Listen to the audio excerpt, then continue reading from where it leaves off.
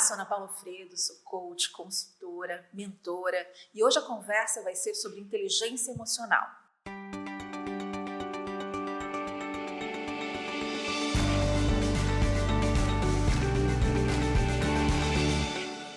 Não adianta a gente fingir que as emoções não existem ou que a gente consegue bloqueá-las. A inteligência emocional é exatamente essa capacidade de a gente identificar e gerenciar as nossas próprias emoções e as emoções dos outros indivíduos. Isso vai fazer com que a gente, mesmo diante de um problema ou de um estado de tristeza, por exemplo, a gente consiga continuar trabalhando e fazendo as coisas do dia a dia e não se deixe abater por isso.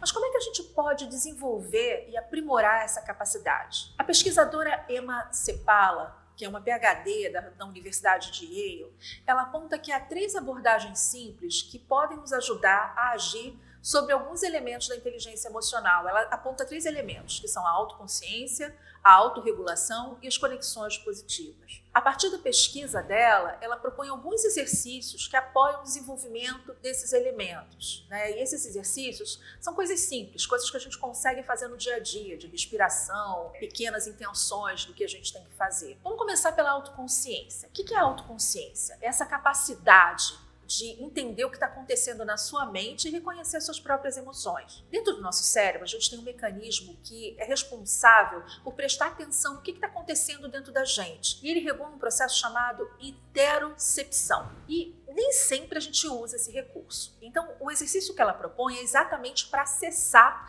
acionar esse mecanismo simples. Então, como é que funciona esse exercício? Primeiro, você precisa parar, e se voltar para si mesmo. Assim. Então, você senta, fecha os olhos e segue essas etapas. O primeiro exercício, depois que você está sentado, pensando em você, é observar o seu corpo, olhar o nível de energia. O que está acontecendo com você? Eu estou cansada, eu estou ativa, eu estou nervosa, eu estou com fome, estou com frio. E aí reconhece isso. E aí você vai para a segunda etapa, que é anotar os seus pensamentos, entender o quanto o seu cérebro está tomado por eles, É meio como se a gente estivesse olhando para o engarrafamento, assim, está engarrafado, está com muito pensamento, está com pouco pensamento, a estrada está tranquila ou está tudo congestionado?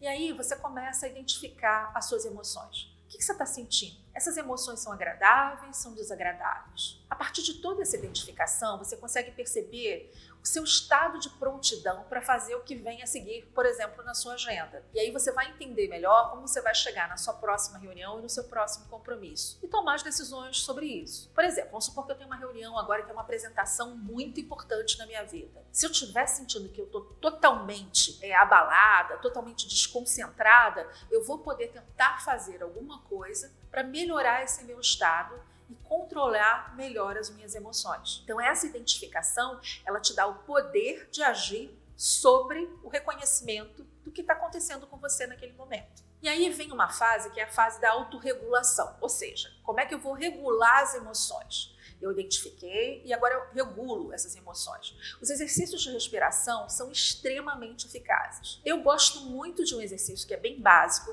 que é inspirar pelo nariz em 5 tempos, segurar o ar por 5 tempos e expirar pelo nariz e boca em 7 tempos. É complicado falar, mas é simples fazer. Então eu vou fingir que eu estou fazendo aqui para vocês e contando. Então vamos lá, inspira pelo nariz em 5 tempos. 1, 2, 3, 4, 5. Segura o ar que você inspirou em 5 tempos. 1, 2, 3, 4, 5. E expira pelo nariz e pela boca em 7 tempos. 1, 2, 3, 4, 5, 6, 7. Você vai soltar tudo. Repetindo esse exercício algumas vezes, eu recomendo que a gente faça isso por uns 2 minutos no máximo. Você começa a restabelecer o seu controle e ficar mais tranquilo, mais calmo e mais consciente do que você está sentindo, do que está acontecendo à sua volta. Se você não quiser fazer esse exercício completo, mas só prolongar a sua respiração e inspiração, isso já ajuda, porque aí você vai conseguir desacelerar e aí a gente vai acionar o sistema nervoso parasimpático, que é aquele que ajuda a gente a digerir, a relaxar. E isso tudo vai fazendo com que a gente tenha maior controle. Agora, quando a gente está falando das conexões positivas, a ideia é se beneficiar de micromomentos de elevação. Calma, é uma coisa muito mais simples do que isso. O que é isso? São interações com pessoas que energizam você. Então, basicamente, é tentar captar o melhor daquelas pessoas que geram uma coisa positiva. Por exemplo, pode ser atitude simples, como fazer um elogio, uma risada, um sorriso,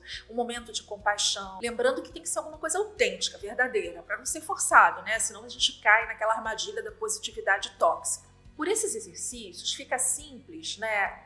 Entender assim, que é preciso ter intenção de agir sobre suas emoções. As práticas frequentes de meditação, por exemplo, para quem tem isso, também permitem que você tenha resultados similares e aos poucos você vai aumentando o espaço entre o estímulo e a sua reação, permitindo que você tome melhores decisões sobre o que fazer. De novo, inteligência emocional não é sobre ser bonzinho, mas é sobre ter clareza e poder decidir. Se você quiser se deixar levar pela raiva ou ser agressivo, por exemplo, que você seja consciente disso, que você faça isso no momento que você esteja pronto para assumir as consequências das suas atitudes e se sentir bem com isso, independente do que você fez.